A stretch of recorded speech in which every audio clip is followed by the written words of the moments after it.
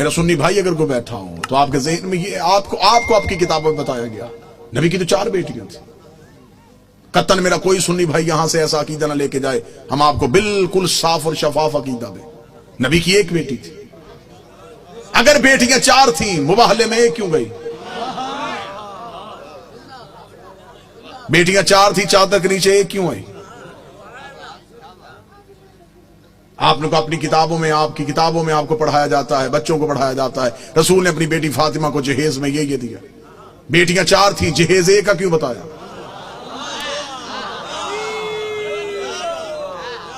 اچھا جو میرے سنی بھائی بیٹھے ہوں مجھے بول کے بتا دینا, اگر بیٹیاں 4 ہیں تو باقی بیٹیوں کی اولاد کہاں ہے؟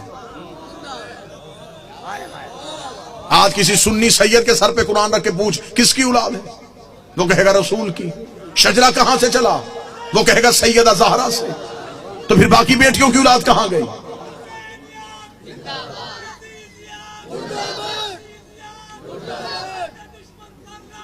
بیش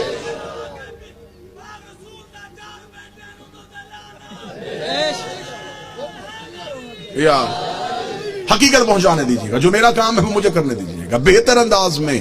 قطن گالم گلوچ کا نام مذہب نہیں. دلیل ایسی دے کے جاؤں کہ آپ کو دلیل کی رد نہ ملے. میرا سنی بھائی جو مجلس شبیر میں آتا ہے وہ ہمارا مہمان نہیں ہوتا, وہ حسین ابن علی کا مہمان. حسین کے مہمان کا دل دکھانا ہمارا شیوا ہے ہی نہیں. آپ مجلسوں میں ہماری وجہ سے نہیں آئے, آپ حسین ابن علی کی وجہ سے. ہم کبھی بھی اپنے مجلس کے اشتہار میں نہیں لکھتے کہ صرف شیعہ ہیں. مسجدوں کے دروازے پہ لکھا ہوتا ہے فلاں فرقے کی مسجد. حسین کی کسی مجلس میں نہیں لکھا جاتا یہاں ہندو آئے, یہاں سکھ آئے, یہاں عیسائی آئے. حسین کا دربار سب کے لیے, حسین ہر کسی کا محسن ہے. دروازے پہ حالات کی وجہ سے ہمارے نوجوان کھڑے ہو جاتے ہیں, وہ بھی جسموں کی تلاشیاں لیتے ہیں, عقیدوں کی نہیں لیتے. وہ جسم سے ڈولتے ہیں, وہ بھی ملکی حالات کے پیش نظر. ہم آپ کی عقیدے نہیں تلاش کرتے.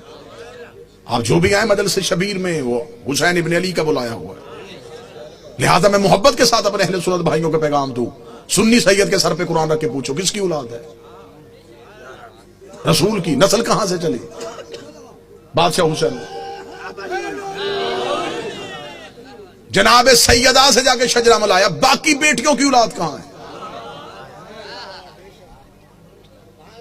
مجھے بادشاہ حسین کی عزت کے سمے تمہارا مہمان ہوں. جس مورخ نے 4 بیٹیاں لکھی تھی وہ نواز سے بھی 8 لکھ سکتا تھا, لیکن اس نے یہ کاغذ قلم یہ کہہ کے پھینک دیا. اس نے کہا بیٹیاں 4 لکھوا دی ہیں, نواسوں کے نام نہ لکھوانا. نام تو لکھ دوں گا, محمد کے کاندھوں پہ کیسے بٹھاؤں گا؟ نام تو لکھ دوں گا, سجدے میں رسول کی پشت پہ کیسے بٹھاؤں گا؟ پھر کوئی مورخ پوچھ لے گا یہ کیسا نبی تھا جو 1 بیٹی کے بیٹے تو اٹھاتا رہا.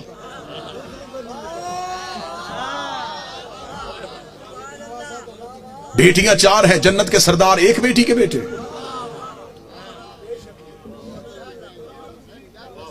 اللہ نے قرآن میں حکم دیا میرا حبیب اپنی قریبیوں کو ان کا حق دو.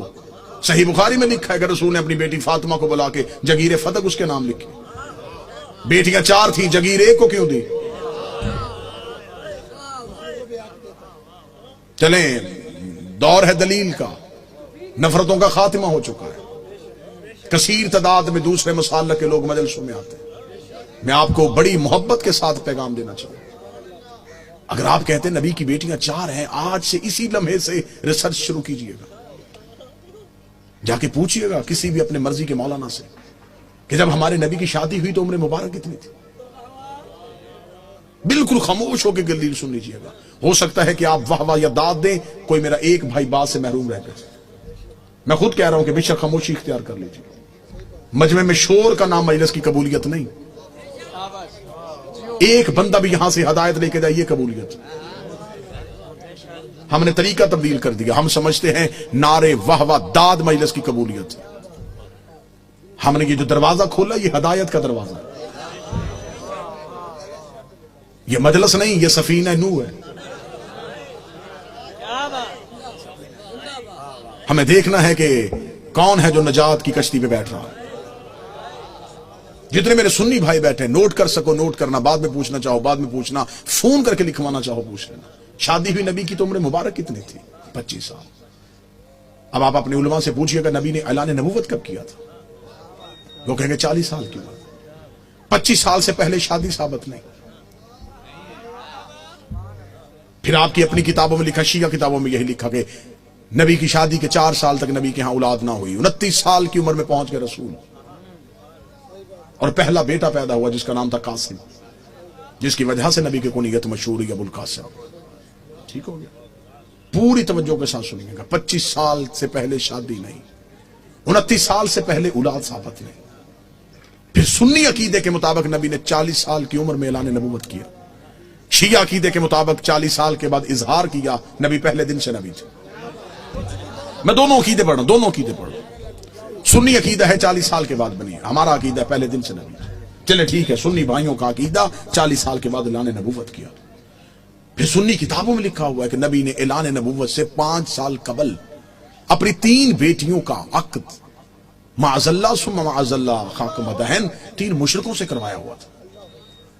جب آپ اپنے علماء سے دلیل پوچھیں گے تو وہ کہیں گے اس لیے کہ اس وقت وہ خود نبی نہیں تھے، نبی بنے 40 سال کے بعد، تو پھر ان مشرکوں کے گھروں سے بیٹیوں کو واپس بلا لیا۔ اب میرا سنی بھائی، مر جانا ہے، سانسوں کا یقین کوئی نہیں، لمحوں کا اعتبار کوئی نہیں، قبر کی 4 دیواریں کچی ہیں، کفن میں جیب نہیں ہوتی، قبر میں الماری نہیں ہوتی، فرشتے رشوت نہیں لیتے، مولوی قبر میں چھوڑ کے واپس آ جاتا ہے۔ اپنی سانسوں کو ایک لمحے کے لیے یہاں روک کے گفتگو سنیں۔ 25 سال سے پہلے شادی ثابت نہیں، 40 سال کی عمر میں اعلان نبوت کیا۔ 25 اور 40 کے درمیان کتنے سال؟ 15 سال۔ 5 سال تک اولاد نہیں ہوئی، 15 میں سے 4 نکل گئے، 11 سال۔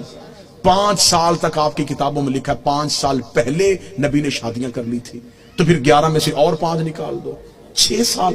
کس مذہب میں ہے کہ 6 سال میں 3 بیٹیاں پیدا بھی ہو گئیں، جوان بھی ہو گئیں اور شادیاں بھی ہو گئیں؟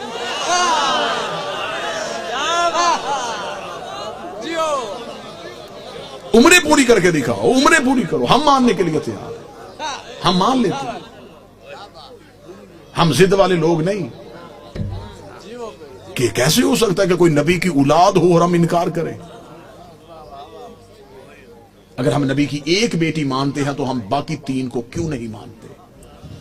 ہم انہیں بھی مانیں گے، آپ ثابت کر کے دکھاؤ۔ اب میرا سنی بھائی مجھ سے پوچھے کہ پھر یہ کہانی کیا ہے؟ یہ رسول کی حقیقی بیٹیاں نہیں۔ رسالت مآب کا پہلا عقد ہوا تھا ملکۃ العرب جناب خدیجہ سے۔ جناب خدیجہ عرب کی رئیسہ خاتون تھی، بی بی خدیجہ کی ایک بہن تھی حالہ بنت وہب۔ یہ 3 بیٹیاں جناب حالہ کی تھی جو جناب خدیجہ کے گھر میں پرورش پا رہی تھی۔ جب بی بی خدیجہ کا عقد ہمارے نبی سے ہوا تو بی بی خدیجہ نے نبی سے اجازت مانگی کہ میرے گھر میں 3 یتیم بچیاں پل رہی ہیں، اگر آپ اجازت دیں تو میں انہیں ساتھ لے کے آؤں۔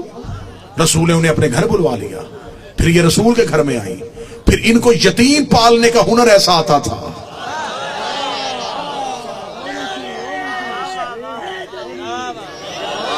پھر یہ یتیم کو یتیم سمجھ کے نہیں پالتے تھے، پھر ایسے پالا کہ مورخ نے لکھا کہ یہ نبی کی اپنی بیٹیاں تھیں۔